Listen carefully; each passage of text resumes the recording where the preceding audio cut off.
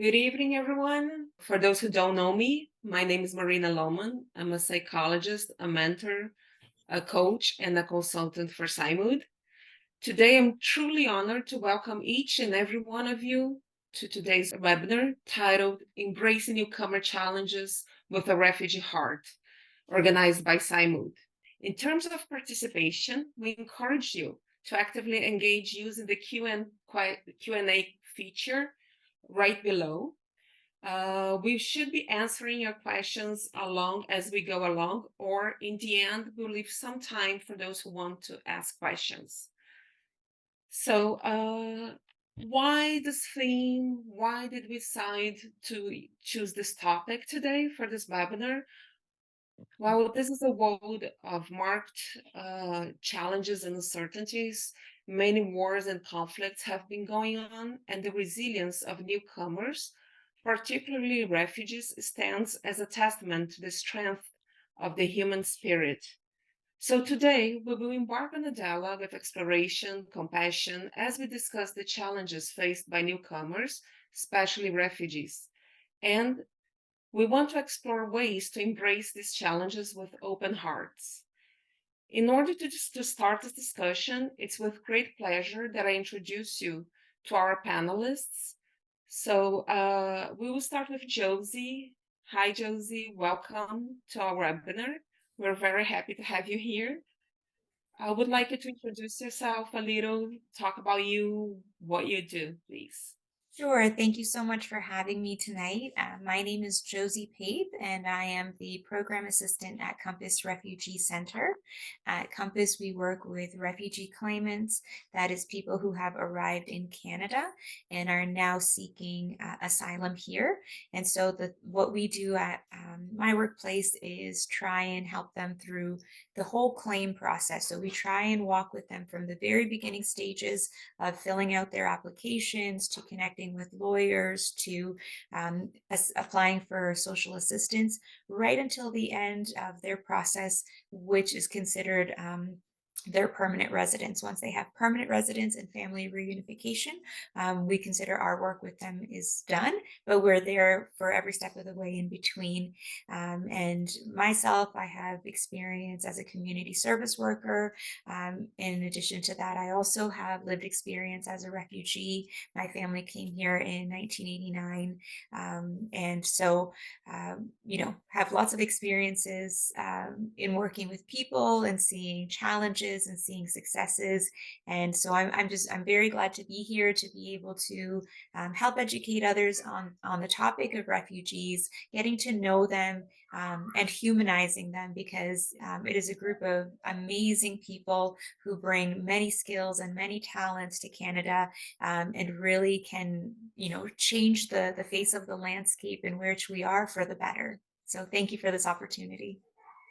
Thank you for being here with us. Ranj, I'm happy. How, sorry again, if I mispronounce your name. No, that's correct. Ranji is correct. Yeah. Ranji, Thank okay. you for thank you for having me. And I apologize. I was the one having technical difficulties for some reason. Zoom, I just could not get onto my laptop, went to my iPad, and here we are. So, and thank you everybody for your patience and waiting. A little bit about myself. I'm a registered therapist, mental health counselor.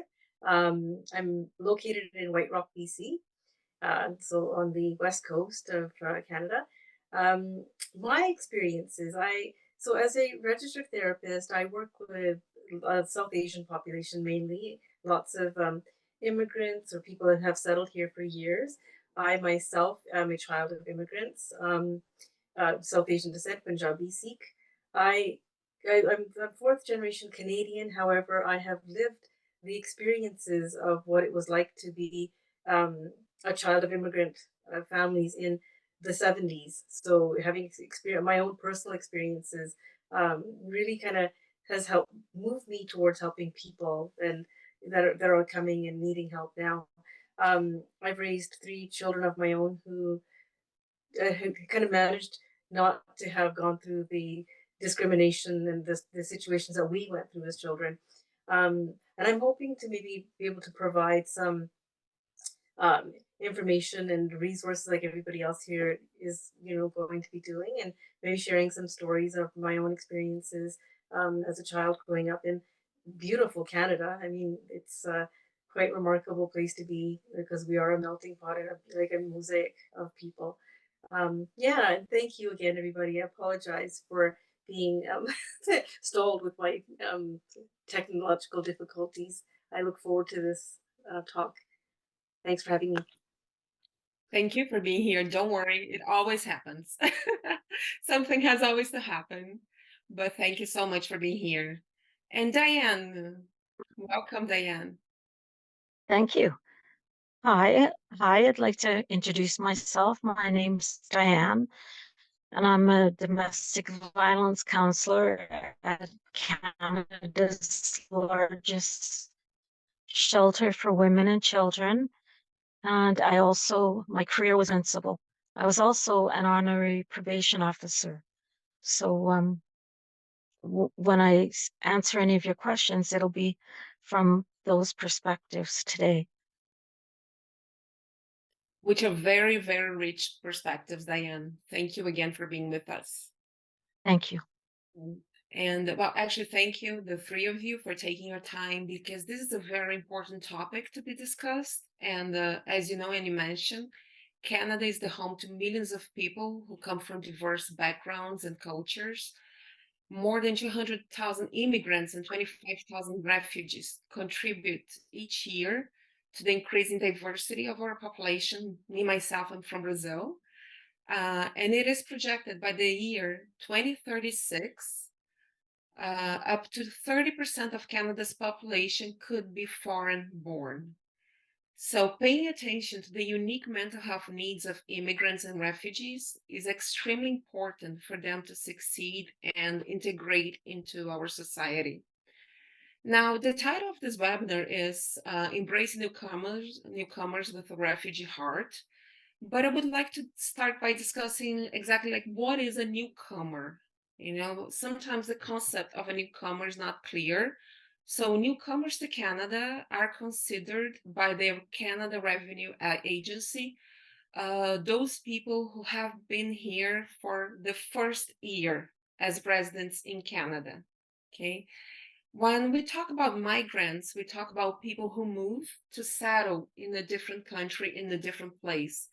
Now, there are two kinds of migrants. We have those who left home by choice in search of a better opportunity.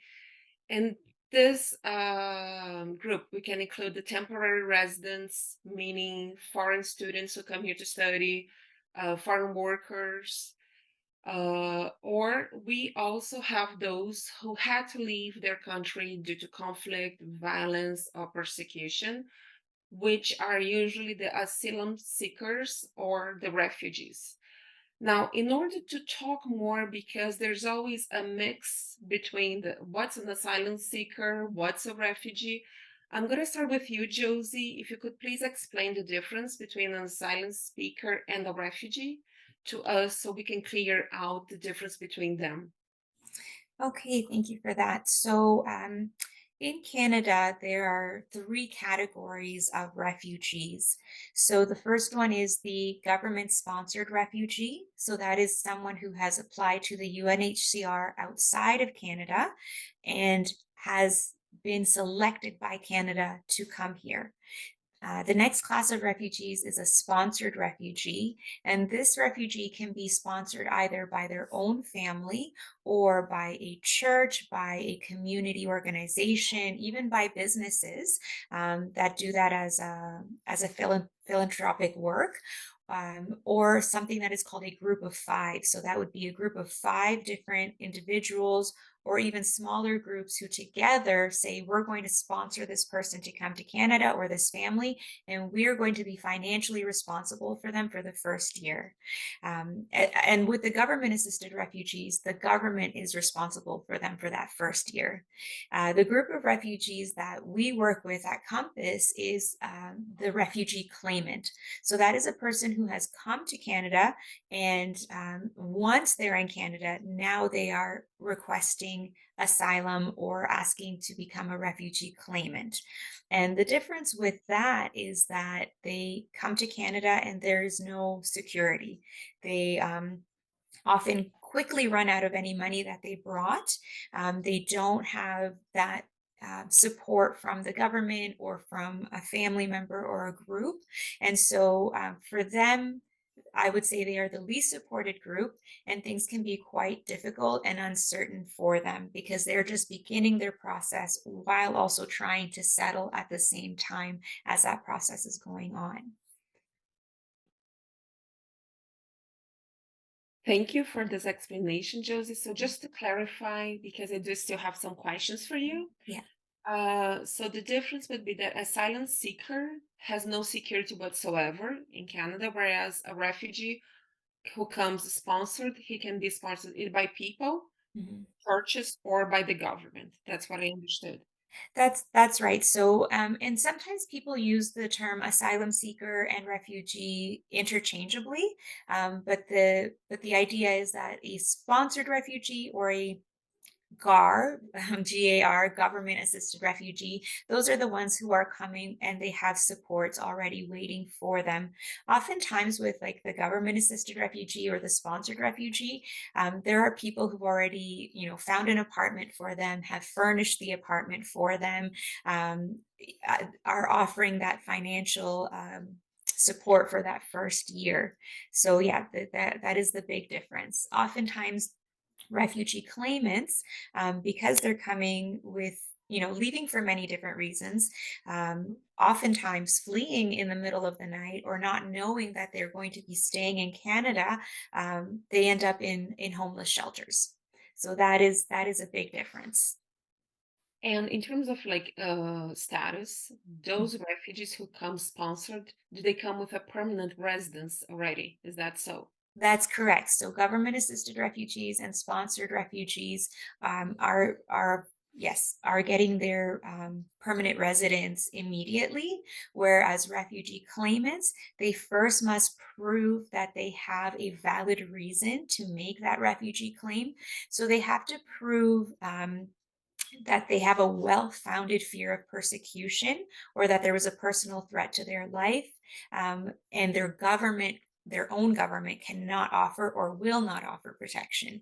So if they can prove that, then they're deemed eligible. And then after being in Canada as a protected person for an allotted number of days, then they can apply for permanent residence. And then that gives them more social benefits.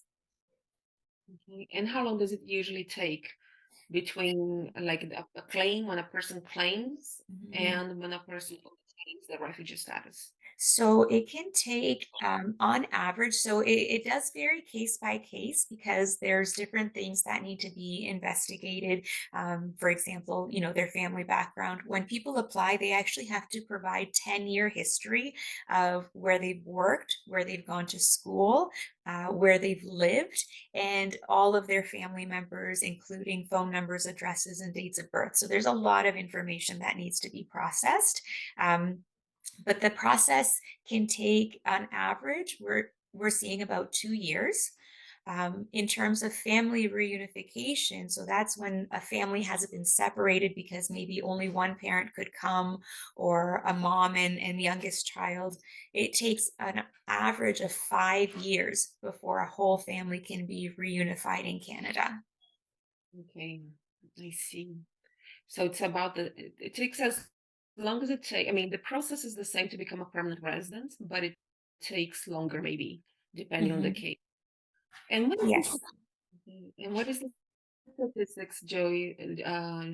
For example, which countries do they come from? The age, marital status. Do you Okay, have any so statistics?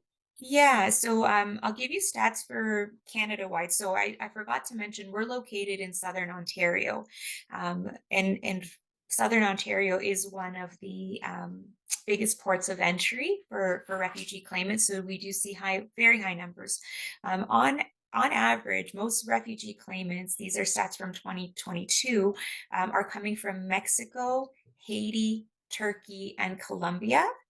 In our office, it's very similar. Our highest countries that we serve are Mexico, Colombia, Turkey, and Eritrea. But I must say that since the summer, and this has to do with more lax visa applications, like it's become easier for people to get a visitor visa to come to Canada from Africa. Since then, we've seen a huge increase of numbers of people coming from Nigeria and Kenya as well, specifically to our office. In terms of the age of the people, of the asylum seekers, 74%, the status from 2020, of these asylum seekers are adults in the age group of 18 to 55 years old. 19% of them are children, so that's babies to 17, and only 7% were seniors who are 55 plus. Okay. In terms of like gender, are there more women, more men who come to Canada?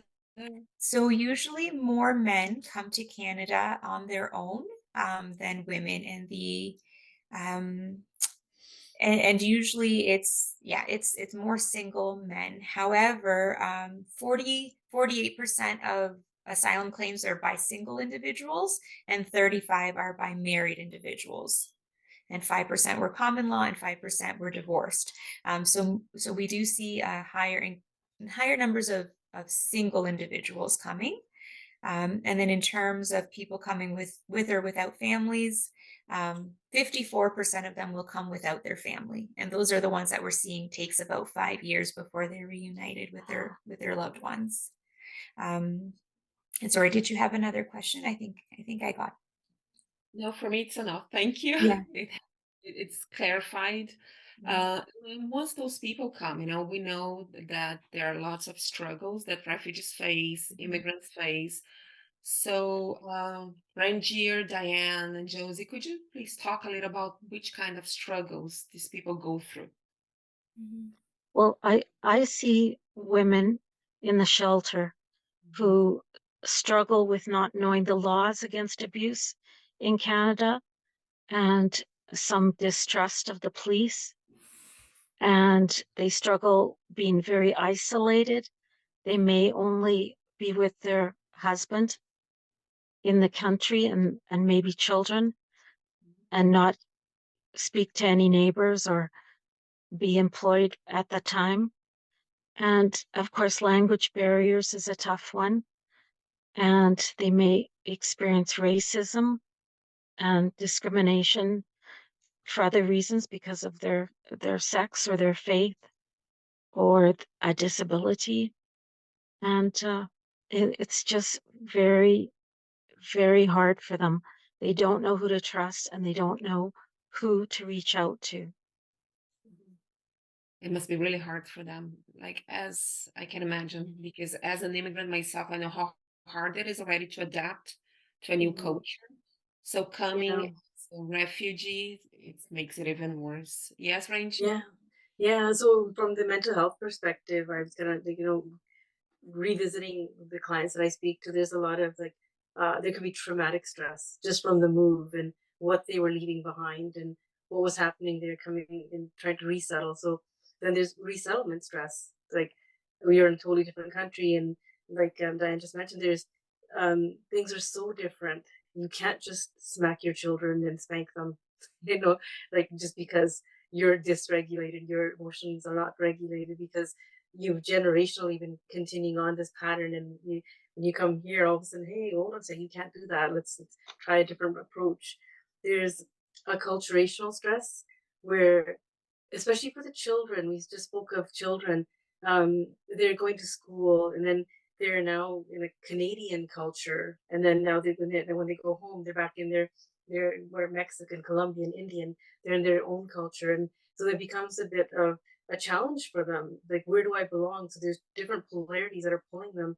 So then, then there's those issues start in the family, the stress, like, oh, you think you're now becoming white, or you're behaving like somebody else. Like, this is not what we are. So there's that stress. And then that leads to isolation.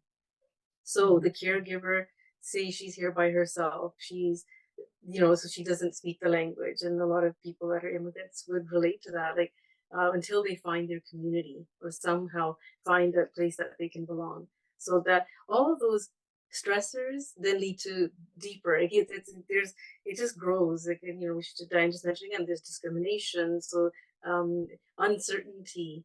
So it's quite a it's a big gamble when they do come, and but also such a beautiful thing to land here, right? So yeah, there's also different ways to explore that. Yeah, and I would agree with both what Diane and Ranji said. And to add on to that, some of the other challenges that newcomers experience, especially the ones who are refugee claimants and don't have that extra support, would be the financial struggles because they don't immediately get a work permit. They have to apply for a work permit. And we've seen people get work permits within months, and others it has taken a year. And so they're relying solely on social assistance.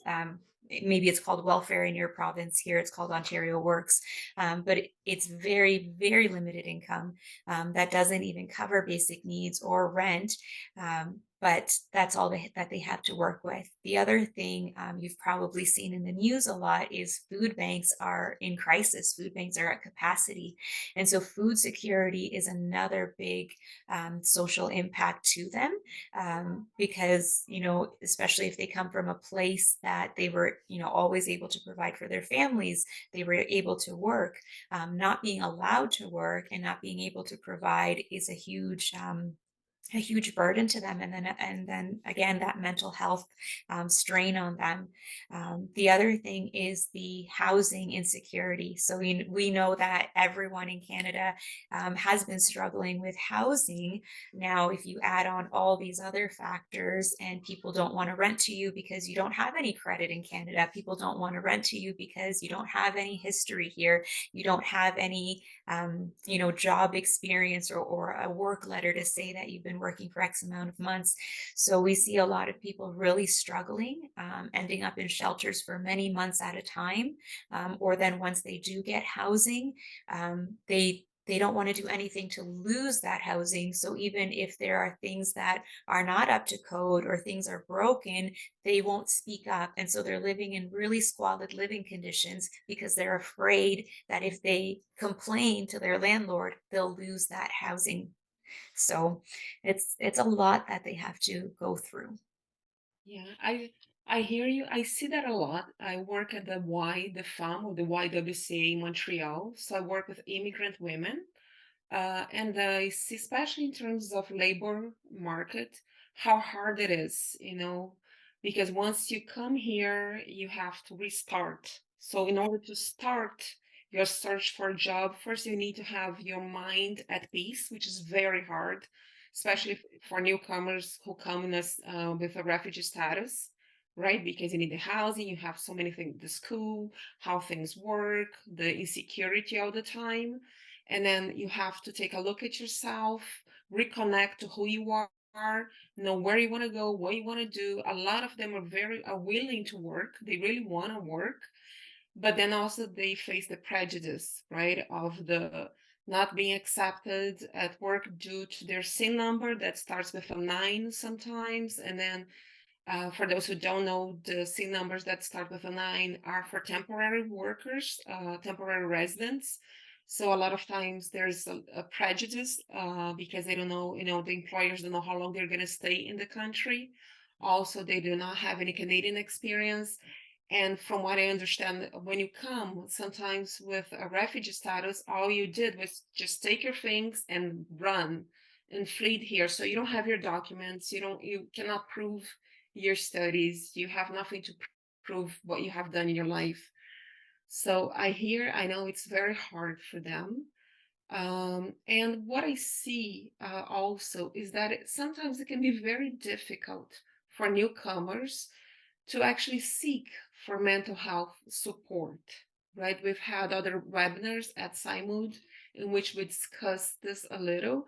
Uh, According to the three of you, how does culture and refugee status specifically can affect the seek for mental health support?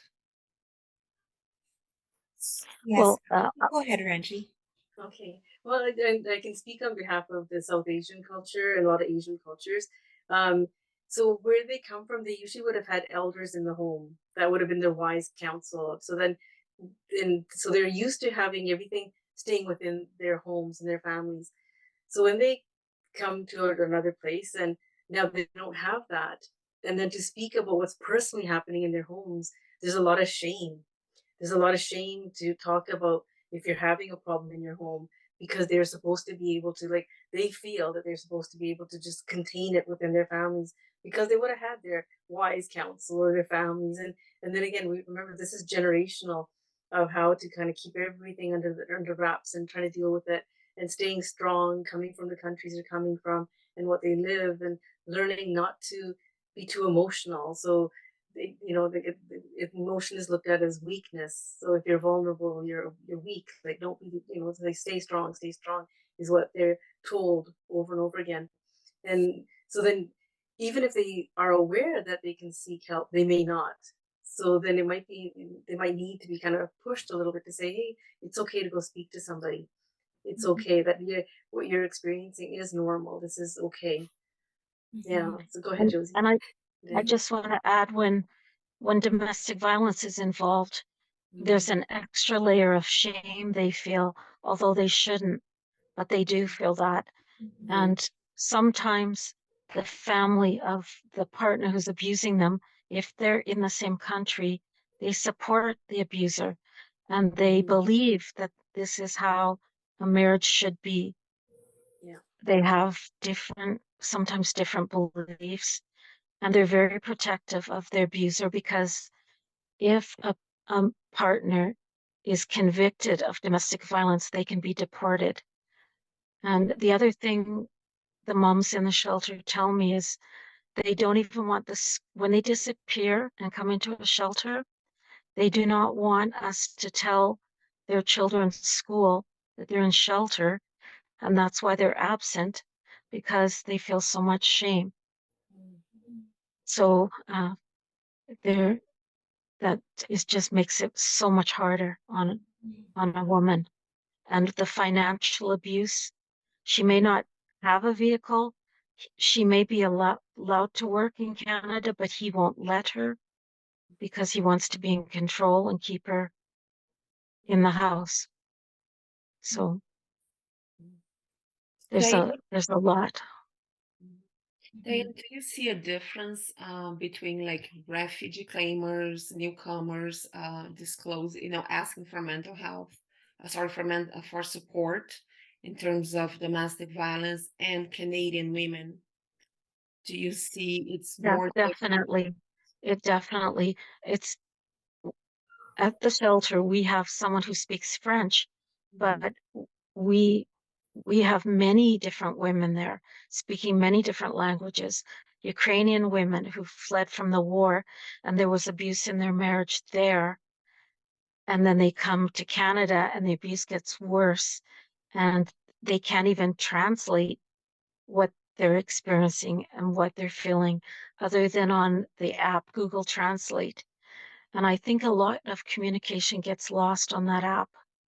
So they see people, they're living in a communal setting with all multicultural group of women, and yet they can't really communicate, and they're shy to tell their story. It takes a lot of trust for them to open up and really tell what the abuse is, never mind what all their mental health struggles are. Maybe they're bipolar, maybe they have schizophrenia, and on top of that, they're a newcomer or a refugee, and they're being abused. It's just overwhelming for them to feel that they can seek help. They don't even, when they come into shelter, the police may bring them. They don't even know what services the shelter can help them with until they've been there a while. So, Yeah. Yeah, for sure. Yeah, adding on to Diane and Ranji, because both of them are absolutely correct in what they're saying.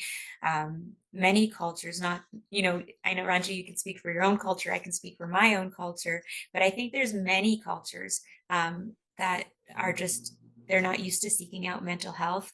I do love the point that you made, Ranji, about living in those multi-generational homes where there are elders to look up to and to speak with, because in Canada, that's something that really has been lost over the many, many years. And then especially when you take into account a newcomer family, they don't have friends or families or those connections. But so something that is, also a challenge for newcomers and for refugees is the lack of having health insurance, because mental health support can be quite expensive if there isn't a free service. And so, as a refugee claimant, what you're eligible for is something called IFHP, the Interim Federal Health Program. So it's a basic coverage of your health care needs. And then the other thing is, when there are free services in the community, the wait to get to a counselor can be even a year long. And so people really, those who even attempt to seek help, really get dismayed by thinking, well, I'm going to have to keep living in this situation for this long, or I'm not going to be able to get help for this long. So it is a challenge, because just not having the knowledge, as Diane was saying, that there are services available, but also not having access to them because of your financial means. And I just want to add one thing I forgot about. A lot of the women are very afraid of losing their children because of the domestic violence, and they are afraid, for example, that their child might say something in school to a teacher about maybe being hit with something, and then child and family will get involved and maybe take their children. So they're also very leery about sharing details about what they're going through.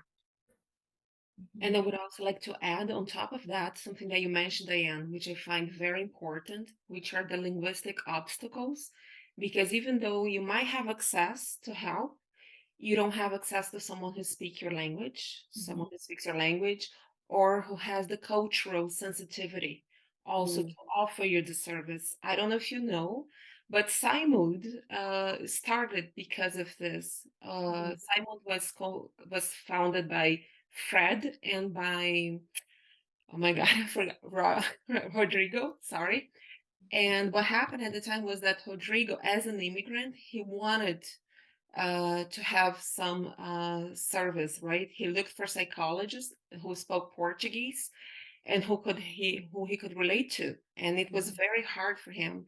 He didn't feel comfortable whatsoever, and that's when the idea of having PsyMood came up, and that's why PsyMood was founded, based exactly on this need that we find in our society. It's a multicultural society, so that it's very important too for the for the government, for the organizations to think about that, to offer services in order to help people, especially refugees who have a lot of the newcomers, generally speaking, but to offer them some mental health help that in their language, that has the cultural sensitivity to their background. So that, Yeah, Marina, I was going to say that, that's so valuable, because the other thing that we find is, when there is that language barrier, even if an interpreter is offered, because they are from the same culture, the person who is suffering with mental health needs is too afraid to speak up in front of that interpreter, because they may be in the same social group, they may be in the same community, and so they don't want other people in their community to know what they're going through. So I think it's amazing what PsyMood is doing, offering the services in the language of the person, instead of having to speak through an interpreter, where sometimes even if they are comfortable, meaning can get lost. And another thing that I've witnessed, it's very uncomfortable when you have an interpreter in the room, yourself and the woman, and she has to tell her story about what led her into shelter to two people sitting there. Yeah. Yeah, it's very, very hard. Now, taking all of this that we've discussed into consideration, which strategies do you find are effective to actually support the refugees' mental health and adaptation in Canada? Well, at the shelter, we have trauma-based yoga, and I mean that you just do it. You don't, it's the language doesn't interfere with what you're doing. And we, for a woman who can speak a little bit of English, we can get her journaling or doing art or listening to a volunteer come in and play music. And that's therapeutic. And some of the Indigenous women of the culture share smudging with the immigrant women and show them how they help themselves heal so they can take part in that.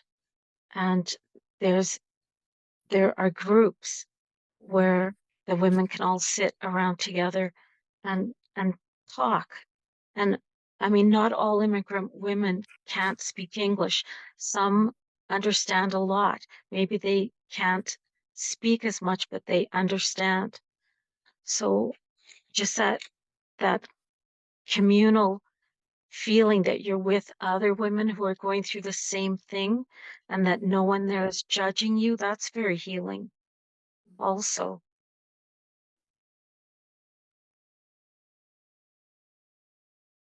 Yeah. And to add to that, that's thank you for that, Diane.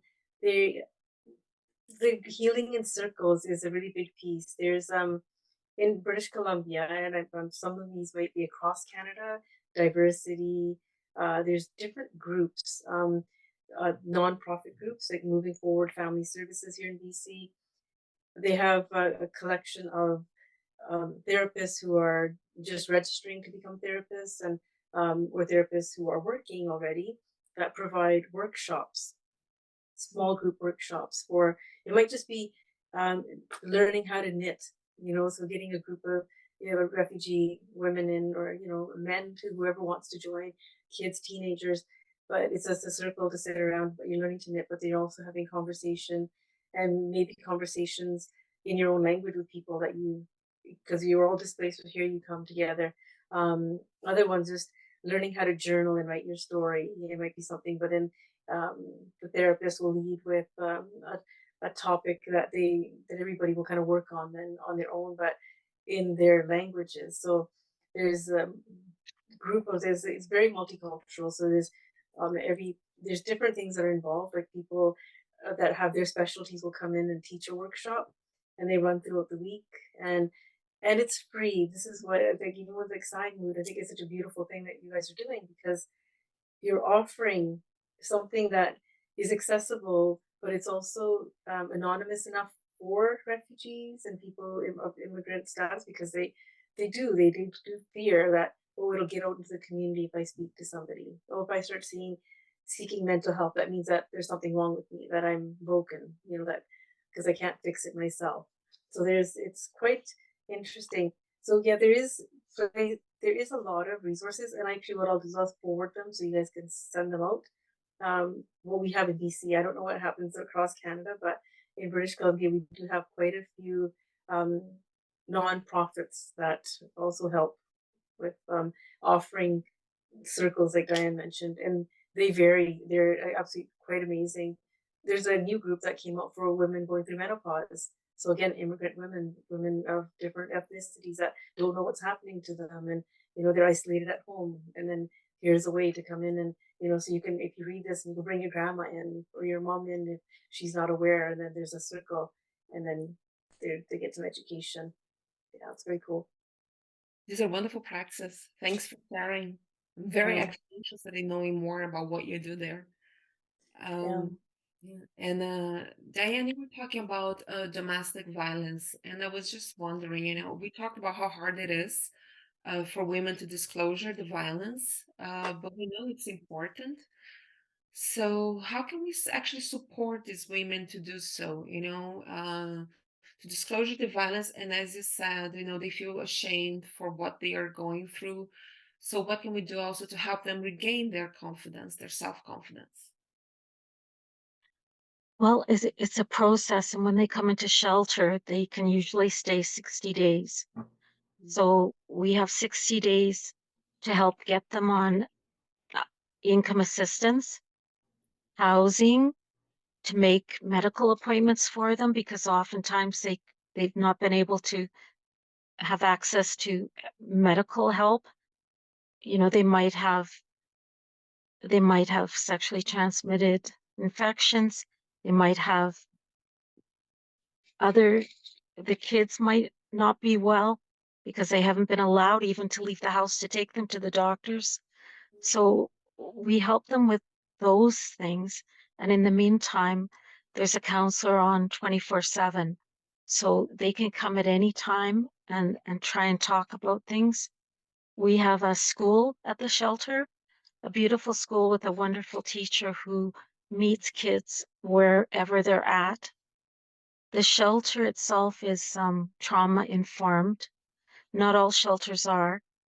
So we're all trained to understand what they might have gone through in their country and then coming to this country and then domestic violence getting worse and then making a decision to leave. None of those things are easy. And they have no money.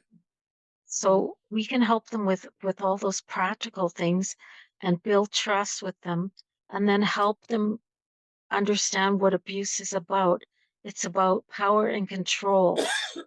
And once they can grasp that, and once they've been away from the abuser for, a couple of weeks, they start to see more clearly because many of them are exhausted. They often sleep for days when they get to the shelter. And they get 3 meals a day and they get snacks and they there's no food shortage for them to worry about. They don't have to worry about cooking. They have nice bedrooms with safe setting. No one can get into the shelter. They tell me they feel really safe. And once they start feeling like they might like to go out, we give them bus tickets or taxis to get to medical appointments because they don't know their way around. And they're scared they might run into the abuser in the community. So we do safety planning with them, and you see them start to stand up straighter, and you see them start to smile, and you see them start talking to other women in the shelter, and their kids go to school, and that gives them time to rest and plan and make appointments and just figure things out with the help of counselors. So, and we're also a harm reduction shelter, and that means we don't expect women to be sober or not addicted to drugs. We understand they may have abused alcohol or drugs to cope with being abused. So again, we meet them where they're at, and if they want to get help with an addiction, we can refer them. They can go to healing lodges. They can go to addiction treatment centers and live there for a year with their children. So, but the main part is building trust. And the other thing that bothered me when I first started working there was everybody looked like me. All the counselors look like me. And that's not good. They have to see people who look like them. So in the last year and a half, many people have been hired who come from other countries. And it's so much better. Then they can choose which counselor they want to talk to. They don't have to go to the one they're assigned to if they don't feel comfortable. And we have counselors now from many different backgrounds, and that's just very, very, very important.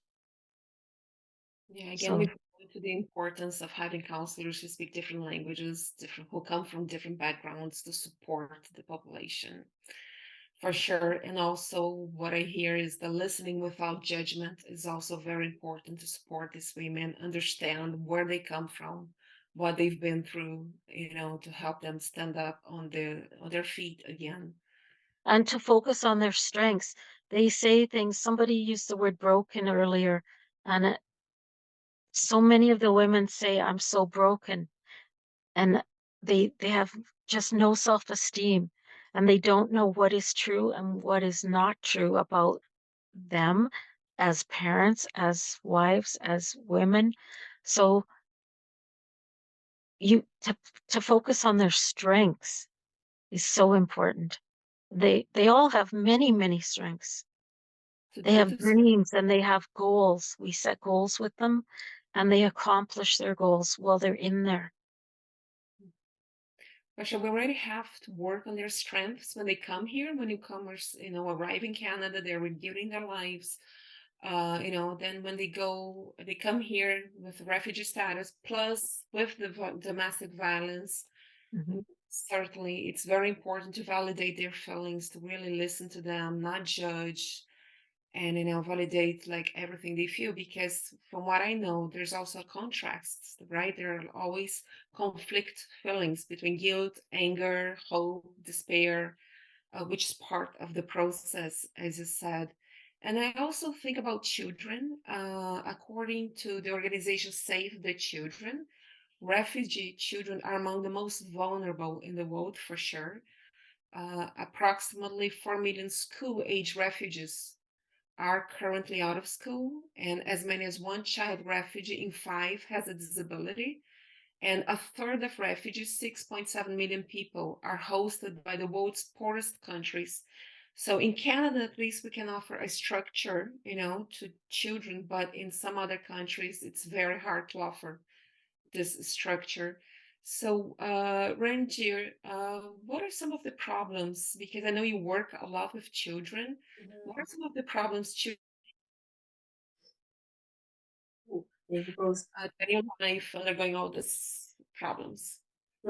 So for immigrant children and refugee children, it usually is they get into a conflict with it could be from home because they're now they're going out and into schools. And so first off, it's intimidating and scary for them because now they're in a new environment and they're different. They see themselves as different, which is like it's such a beautiful thing. But this is what we have to remind them that what a beautiful thing it is that they're bringing that that they are bringing something different to the classroom. But as a child, it's challenging for them because they're trying to fit in with their peers. So then if I go back to my own personal experiences as an immigrant child or a child of immigrants who only spoke Punjabi as my first language until the age of 5. And then when we started school, we were labeled as like um, shy children because we didn't speak English right away. But we were learning, we spoke our language. So imagine our refugee children, immigrant children. They have all the other stressors, but now they're in a place where they're probably not really shy. They're probably quite, then they're sharp, but they speak their own language really well, and they can do all of their homework and reading and math and in their own language really well. But now they're thrown into this, or they've come into this, and it becomes so then that can be chipping away at their self-esteem and self-worth. And then when they go home, there's more stressors because the parents are stressed. And then again, remember, so we're not dealing with emotions. So maybe they're unable to then hold that child's emotions and their self-worth that's going down. So as they go through the different stages and phases of school as they get older, that's when the challenges really start to show up. So as teenagers, they might be falling into the wrong crowd. They might have found a crowd of people like themselves that are not feeling so good about themselves. And this is when coping mechanisms, we notice like drugs and alcohol would enter the picture. And then fortunately, there is counseling again. So if somebody's to witness and say, okay, I want my child to get help, and then this is when we'll see children. I'll see children, teenagers, young adults that are coming forward, and it always comes back to their childhood and what it was like for them. And it's no fault of their parents. Their parents are doing the best that they can. So it's not they're saying, "Oh, we're going to fault the parents." It was just that the circumstances leading up to how they were in their school system or how they started off as children, and again the isolation, unless they have a whole bunch of siblings. And again, we talk about refugees. Maybe some of the siblings got left behind, and then they didn't all come over. So there's a lot of, yeah. So there's a, it's quite a huge, like to look at it. It's quite big. It's vast. Like what we see, what we witness, and like Diane mentioned, I really appreciated what she said about having a culturally sensitive, somebody who speaks your language, somebody that sees you and knows and understands the nuances of the culture. That, okay, so when you speak to an elder, this is how you speak, I get it. That, yeah, so boundaries, okay, so we do set healthy boundaries, but what does it look like in your home? Because it's different for them, right? And then for a child to speak their mind in their home, it might be considered like they're talking back, they're speaking back to a parent when they're actually not. They're just trying to express themselves. So there's so many, like I said, there's so many layers of this that we can go into. Support wise, this is where it does help. Even in schools, if we had more, ethnicity of counselors who are culturally sensitive, that are trained culturally sensitively, and also being trauma informed is huge. That's really, really important. That way you understand that they are coming from different types of trauma, and we're not even aware of it until you actually sit with them and then have them slowly start to share their story. Yeah. I find it very important, especially if we think about refugees who come from Sorry, I just wanted to, yeah. Sorry, you guys were cutting out. I just wanted to add that as a guidance counselor and a school teacher, I remember kids getting bullied over the food they brought in, the smell of the food or the type of the food that was, very common and loved in their culture. And I also remember girls who were developing an interest in boys and seeing how other girls at school dressed and how other girls were dating or smoking or experimenting with drinking or sex. And then their family finding out, and they were at risk of being really badly beaten for even thinking about behaving like a Canadian female student might. So that's another thing. That's a huge issue. One of my very first clients at the shelter was a young girl who was Muslim, and was only allowed to be around other Muslims. She could not have a friend who was not of that faith. And she was so brilliant, strong, and brave. She set a university program all the way in money at a part-time job, bought a ticket to go to BC, and she escaped her family home because they said, you cannot go to university. You're not getting any education. You're finished school. And she wanted to be an engineer. They were very against her being an engineer. She escaped from there. We sent a cab to a bus stop, brought her in, and then we escorted her to the airport the next day. And she left. But can you imagine? She had to leave her mother, father, sisters, brothers. And the whole time she was in the shelter talking to me, they were phoning her, blowing up her phone, saying, come home. Your brother's crying. He needs you. Don't go. But she did it. And that just reminds you of how strong people are who want things and they want a good life and they deserve a good life. And thank you for sharing that, Diane. That was like, you brought me back to my own childhood of, again, being raised in the 70s, and how everything, I think it's really relating to people that are immigrants and refugees, because there is such a difference in how you are when you're home and when you're at school. You're literally, you end up living like the two polarities. You're like, and then it's very confusing, especially the younger the children are. Within my own community of girlfriends who were also raised and born in Canada, raised here, we only know Canada as our home. However, we're Indian, so then we weren't accepted by Canadians at that time. Back in the 70s, we were called all sorts of names. Oh, Pakis, go home. And we would be like, what's a Paki? We'd ask our dad, this Pakistani, you guys are Punjabi, trying to explain to us, and this is your home, Canada is your home. So they were embracing Canada because they love Canada, and we do too. And for us children, we were confused because this was the only home we knew.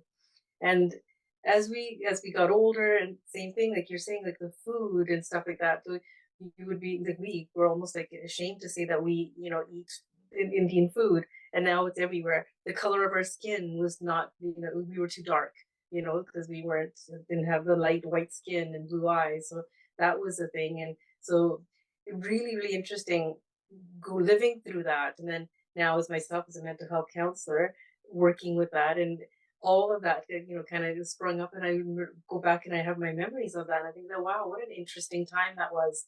And it still is that, probably for a lot of the immigrants that come over, they may still be experiencing what we experienced in the 70s, but not maybe to that degree, right? Because there is more, the variety of people, there is such a mosaic of people. So it's probably a little bit better accepted now than it was then.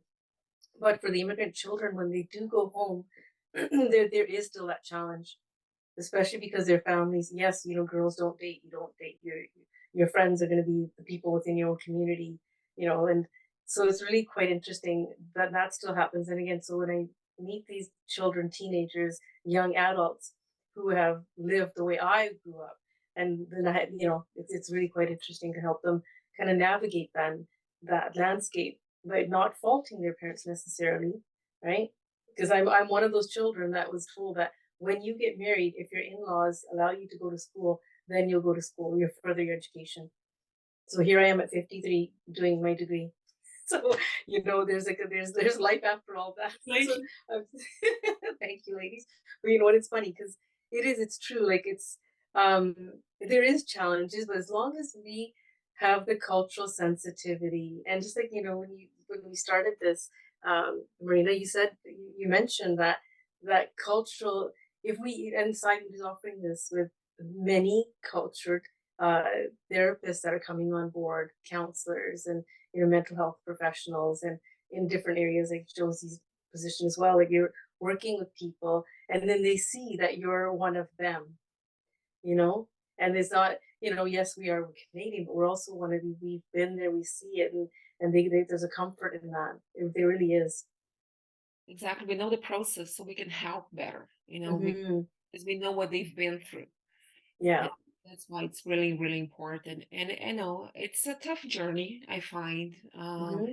newcomers, especially for refugees. Hmm.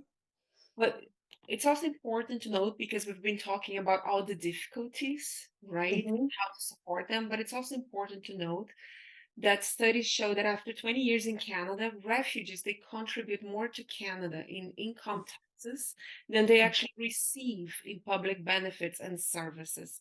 And I find it very important to highlight this, because there's a lot of prejudice, against Hmm. refugees. A lot of people who think, oh, they live by the government, which is not true. I think Josi clarified it to us in the beginning. It's not like that. And still, there are plenty of successful stories of refugees. Once they are well supported, integrated, into the society, they give back to the society. So they create jobs for themselves, for other Canadians. Uh, Hmm. Josie was talking to me. There are plenty of business owners, plenty of entrepreneurs. Hmm. Yes. Yeah, so that stat is actually the rates of entrepreneurship for Canadian born people is 12%, but for refugees, it's 14%. So to me, that's, really exciting to hear. And as I had mentioned before, most of these people are coming from countries where there isn't a social safety net. There is no welfare. There is no handout from their government. So they've had to work every day of their life. So they have strong work ethic, and they have that entrepreneurial mindset. So, as Marina said, yes, they're creating jobs for themselves, but they're also creating jobs for other Canadians. And I think that is just amazing. And those are the stories we have to highlight, Marina. Those are definitely the success stories that we need to hear, because you're right. People often look down on refugees, but but we are a mosaic, as Ranji keeps saying, and everybody has something beautiful to bring. Everybody has, different skill sets, and that's one big thing that I would like to see more is people, who have education in their own country, for it to be qualified here in Canada as well, because there are so many skilled workers and professionals, doctors, nurses, lawyers, that have to end up doing other jobs that they never dreamt of, that they're kind of forfeiting their education just to provide. But it would be amazing if we could help them to be able to enter into their fields here as well. I totally agree with you. Like where I work, what I see is a lot of women.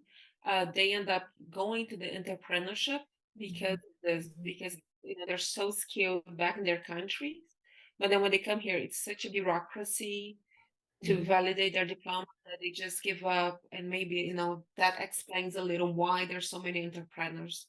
But it's important to really know that, in the end, if with all the proper mental health support, the support from the government, from organizations, everyone succeeds, and they contribute to the country, you know.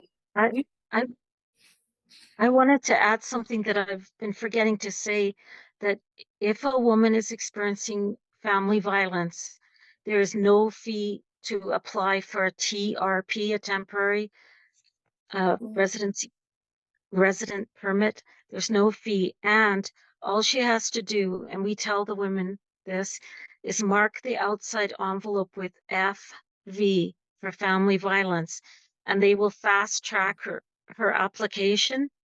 And once she gets it, she gets coverage for trauma, counseling, and healthcare benefits. And she may also apply for a fee-exempt work permit. So that's one good thing to know. Thank you for the reminder, because that's very important. It's as I mentioned in the beginning, it doesn't matter how you come here as a migrant. Everyone is seeking for a better life. Sometimes you come here because you chose to. Sometimes you come here because you had no other option. But no one leaves their country, their culture, everything we mentioned, they know behind, if it's not to improve and to have a better life. And it's a tough journey. It doesn't matter how you come. Sometimes a joke. There's the Disney migration, in which you come with a work permit, but it's still a roller coaster, no matter how you come here. So it's very important to be supported, maybe by your mental health, by the government. I really would like to thank you, the three of you, for your participation. I'm going to open for the questions for the public, if there are any. I saw there's one, and I'm sorry I had missed it. But there's a question in the QA and answer, which is, are there many Ukrainian refugees? How do they apply in the middle of the war? Is the government get involved before they come? Does the government get involved before they come? I think you partially answered this question, but Josie, if you would like to talk more about the topic.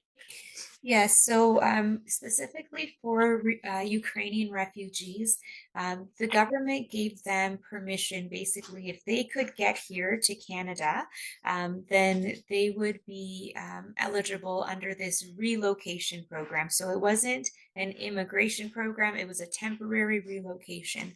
But once in Canada, then they are eligible to apply for permanent residence after 6 months. So in a way, they do have it a little bit easier, in the sense that once they arrive in Canada under this program, they immediately have a work permit, they immediately have a study permit. So there's no waiting period for them.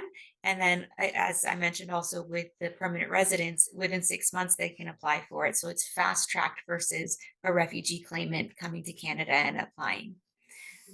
But if anyone that is coming from the Ukraine wants to make a refugee claim, our organization is definitely there to help as well.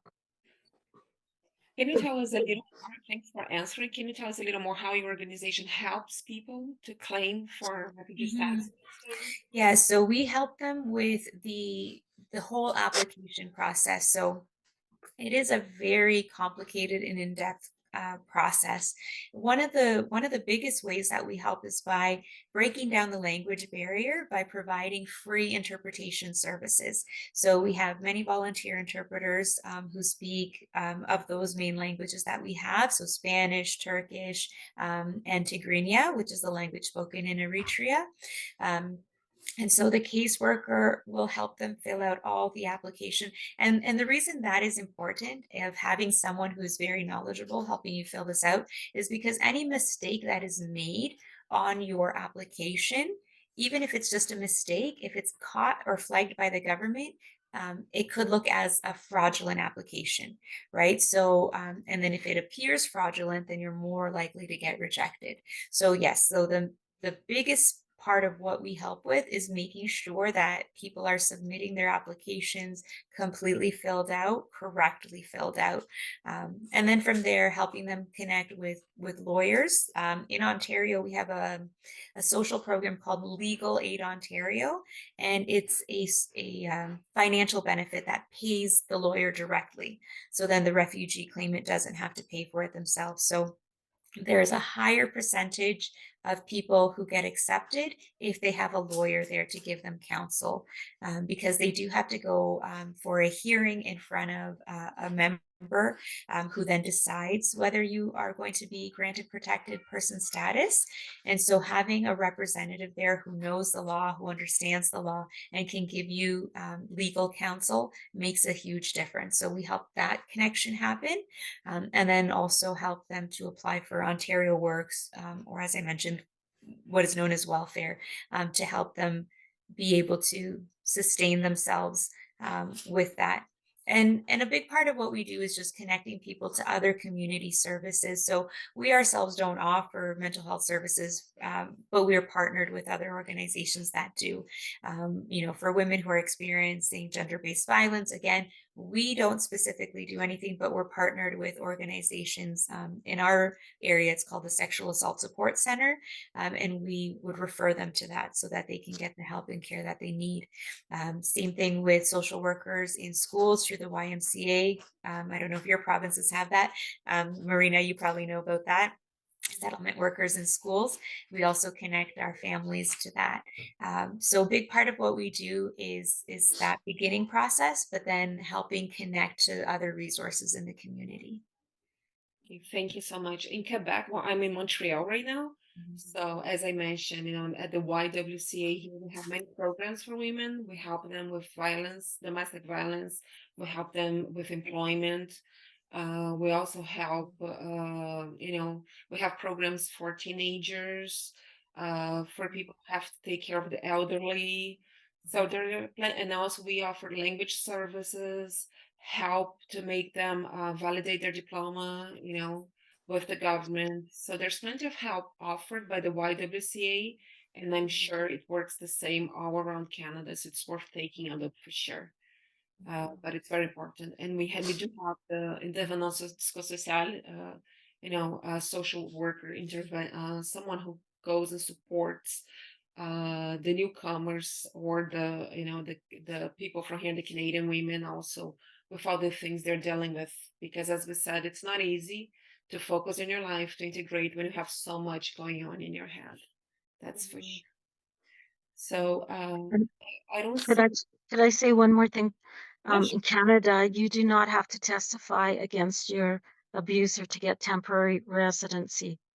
And you can also, if you're experiencing gender-based violence, you can apply for permanent residence based on humanitarian and compassionate grounds.